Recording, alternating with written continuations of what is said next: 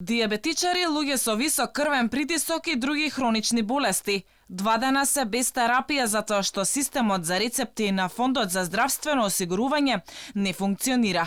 Фармацевтите не можат никако да им ги дадат лековите преку рецепт, бидејќи системот е крахиран. Пациенти утрово се јавија во нашата редакција и се пожалија дека имаат проблем со лекови на рецепт. Реагираат и бараат Фондот да реагира.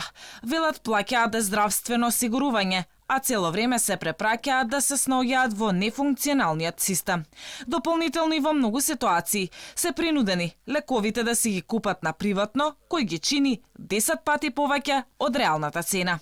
Во аптеките пак велат дека не знаат за каков проблем станува збор, но се надеваат дека за брзо ќе се реши. Се обративме и до ФЗОМ, од каде не добивме одговор што се случува и кога пациентите ќе можат да ги земат лековите кои им се препишани со рецепт. Инаку ова не е прв пат пациентите сред пандемија да се соочат со ваков проблем. Претходниот месец системот на ФЗОМ не беше во функција повеќе од 24 часа. Тогашот фондот се правдаа, оти проблемот се јавил во системот мој термин. И додека илјадници граѓани се соочуваат со вакви проблеми, речиси секојдневно народот собира донации за лекување преку СМС пораки, лекари носат пациенти на раце затоа што нема амбулантно возило, а директорите на ФЗО ке се подноват со 2 нови луксузни автомобили од 82.000 евра. Освен директорите на фондот, со нови 45 автомобили ке се подноват и министрите и функционерите на владата.